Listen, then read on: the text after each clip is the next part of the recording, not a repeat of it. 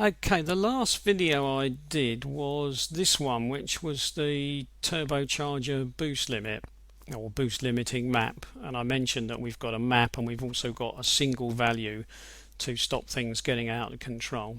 And I also mentioned in passing that we've got this one here, which is the N75 map, and I think I probably warned people in a previous video, don't fiddle with this map. Okay, now this map is for the actual turbocharger actuation. So this is the map that's actually controlling what the turbocharger is doing. And that's why you don't want to fiddle with it. Right, now let's open it. Right, now if you remember back to when I looked at this map in the past, we've got revs per minute, we've got the amount of fuel that will be injected. And so these two are pretty much tied together as usual, aren't they? Because if I inject more fuel, I'll get more revs. So it's almost as if I'm looking at the same thing mirrored. I inject a lot more fuel, I get a lot more revs, and a hell of a lot more fuel, a hell of a lot more revs. And we've already noticed that somewhere around about 52-ish is probably about the peak, but it runs up to 58, and we've seen 58 before on other maps. Now let's have a look at what's going on. These values here, you could argue, are the amount of turbocharger effort that you can have. They are a percentage, and they go from 100 to 0, except that they rarely ever do. Most files that you will look at, the maximum here will be somewhere around 80 to 95. You don't often see 100. It does happen, but if you see figures at the beginning here for about 80, 85, 90, 95, that's fairly normal. And if you see figures down this end and the small end at 25 or 20, again, that is fairly normal. If you see large numbers all over the place over here, then somebody has fiddled with the map, and that is a nightmare, because the designers pretty much calculated all of these values, and they calculated these values because that calculation is based on the fact that the turbocharger will be actuated by an actuator, and it's got an actuating rod. And the actuating rod can have variable length. Now, the person who designed this map is assuming that the actuator rod is the length they've been told it will be and will give the amount of actuation that they are expecting. So they are assuming that when this puts out its figure of 80 or 80%, they are assuming that the turbocharger rod will give that much actuation. But of course, if someone has changed the length of that rod, this is now not reading properly, which is why you shouldn't fiddle with the rod. And of course, if the rod has been left alone but someone has fiddled with this map, they don't match again, do they? So again, it's a good reason not to fiddle with the map. So there are lots of reasons why you should never touch this map unless you've got good reason to. You've learnt enough to think that you can make a meaningful change, or you just want to make changes and gamble that you won't damage anything. But that's entirely up to you. But for God's sake, don't play around with this map on someone else's car, because you will end up upsetting them a great deal, and you may find you can't get back to where you wanted to be, especially if you fiddled with this map and the length of the rod of the actuator. So be wary of going down that road, especially if you're a beginner. Right, okay, now why is this not 100%? Well, like I said, it's very rarely 100%. It's nearly always somewhere around about 80 to 90, maybe 95. You might as well call it 100%. Basically, what it's saying is that at any of these values, the turbocharger should be set at the maximum position. So the vanes or nozzles, whatever you want to call them, will be set at the maximum value to give the maximum boost. Now, don't confuse give maximum boost with maximum boost.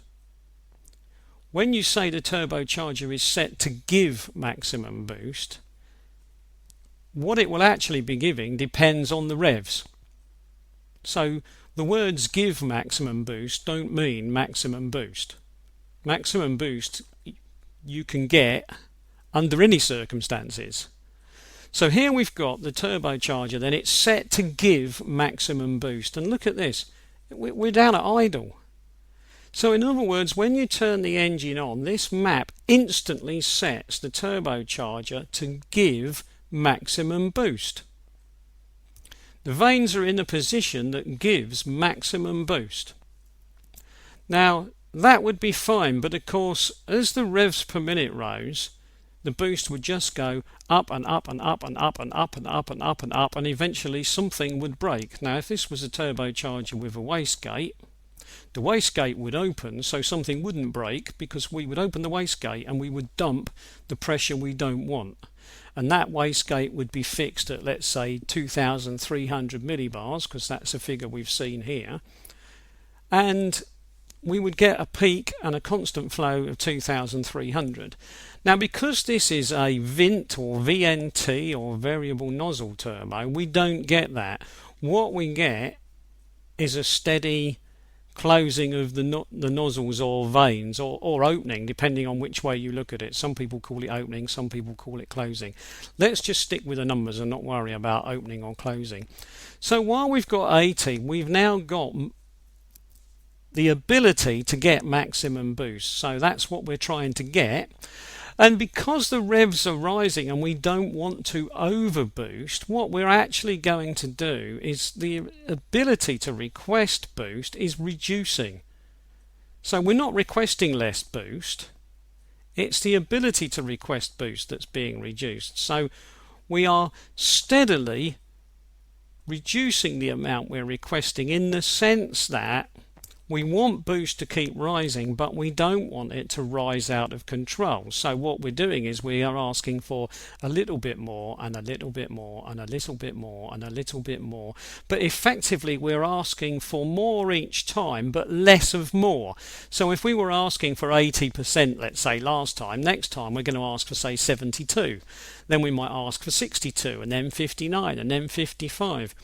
Which is why once we get to maximum injection and top speed, and let's assume that, like the designers have, that top speed is about 4,000, which is, let's say, we'll agree that's about reasonable. Once we get to about this area, we've got about 25%. Now that can be very confusing, because that means that we've now got 25% of what we started with, so a quarter of what we started with. But what we're saying here is that we might have needed 80% to get full boost originally at low revs, but now we're on maximum revs. 25% is enough for maximum boost. So if these numbers were any higher than 25%, our maximum boost would be over the limit that the limiter allows, and we'd be in trouble. Because all that would happen is we'd be constantly flagging faults and dropping into limp mode. And this is where people come unstuck when they fiddle with this map. People often fiddle with this map because they just think, well, if I make these numbers higher, I must get more boost. But if you want to alter boost, what you do is you alter the boost map and you alter the boost limiting map. You don't play around with this map, because there isn't any need to play around with this map to get reasonable changes. So generally speaking, you don't need to fiddle with this map. So if you do, either do it under the guidance of somebody, or do it so that you're actually making changes that you are testing. So you're just making a few changes, checking the car to see what it's like. But do not make sudden great changes to it and then drive the car, because you run the risk of either dropping straight into limp mode or damaging the turbocharger. And so you don't want to go down that road. Right, I'll just close that one off then. Right, and I'll stop there.